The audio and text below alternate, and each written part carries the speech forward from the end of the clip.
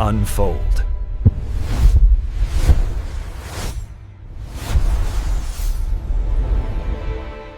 All right, let's get into it. We are about to break down one of the most unbelievable survival stories you will ever hear. This is about the 1972 Andes flight disaster.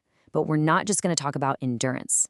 We're going to look at it as a fascinating and frankly heartbreaking case study in how a society gets built from scratch at the absolute edge of human existence. So the story kind of starts at the end with this note. Imagine this. A Chilean farmer finds two men who look like skeletons, and they hand him this piece of paper. After nearly 70 days of total silence, this note told the world that the impossible had happened. But how on earth did they get to this point?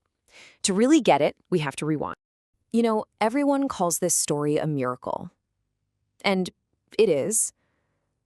But that miracle was built on a foundation of total failure. This wasn't just some random bolt of lightning from the sky.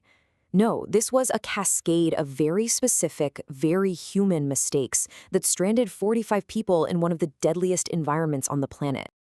And look how fast it all went wrong. This timeline is chilling. At 3:21 in the afternoon, everything's fine. They're exactly where they're supposed to be. But what the co-pilot didn't realize was that powerful headwinds were slowing the plane way down. So just 3 minutes later, he radios in that he's over Curacao, Chile, which was physically impossible. Thinking he'd already cleared the Andes, he gets the green light to descend right into the mountains. The impact itself was just catastrophic. But the first night was a whole other kind of hell. 33 people actually survived the crash. But by the next morning, at almost 12,000 feet, with temperatures plunging to minus 30 degrees Celsius, 5 more were gone. And the real ordeal had barely even started. Okay, so after the unbelievable shock of the crash, the survivors are clinging to one single hope: rescue. They're going to be found. But when that hope gets completely snuffed out, they face an even bigger test. This one's not about the cold or the injuries. It's a deep moral crisis that pushes them to the very limit of what it means to be human. Can you even imagine you're huddled in a broken fuselage around a tiny little transistor radio? It's your only connection to the world. And you hear this. The search parties, your only hope. They're done. They're giving up. The world has officially pronounced you dead. For a lot of them, this was the moment of just absolute rock-bottom despair. But right there, in that moment of total darkness, one of the young rugby players, Gustavo Nikolic, he completely flips the script. He doesn't see an ending, he sees a new beginning. He actually calls it good news. And this was the pivotal psychological shift. They went from being passive victims waiting to be saved to active agents of their own survival. So the tiny bit of food they had, some chocolate, a little wine, it was gone in about a week. And they were faced with a horrifying reality. Up there are no animals, there are no plants. There is nothing but snow, rock, and the bodies of their friends who had passed away. This question wasn't some philosophical debate. It was the only choice they had left between life and certain death. And the way they dealt with this moral abyss is just crucial to the story. These were devoutly Catholic young men. They didn't just descend into savagery, they created a pact, a theological framework. They actually compared the act to Holy Communion, the idea of taking the body and blood of Christ for spiritual life. This reframing transformed a horrific necessity into a solemn act of sacrifice. It was an act of communion, an act of love, not desecration. So, with that impossible moral question settled, they began to organize. And this is the key. It wasn't chaos. Out of that wreckage, they literally built a new civilization. They called it the Society of the Snow. And it had rules, it had roles, and it had one single shared purpose: live. You know, after an avalanche tragically killed their team captain, a whole new social structure just emerged. It was a meritocracy, born out of necessity.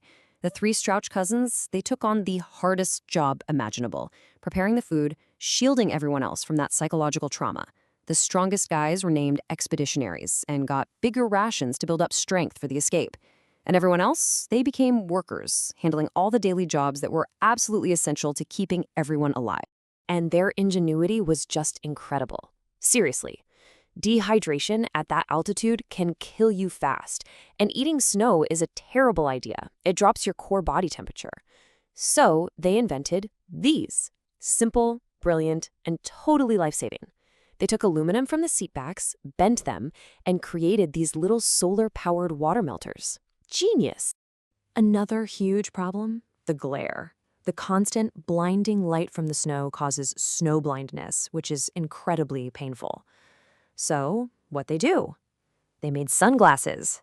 They cut up plastic from the cockpit sun visors and fashioned frames out of wire, and even elastic from bras. A small thing, maybe, but it made it possible to see, to work, and to plan their escape. But this might be their most critical invention of all. They knew any attempt to hike out meant sleeping in the open, and in those temperatures, that's a death sentence. So they painstakingly stitched together insulation material from the plane's tail, using copper wire for thread to create a 3-person sleeping bag.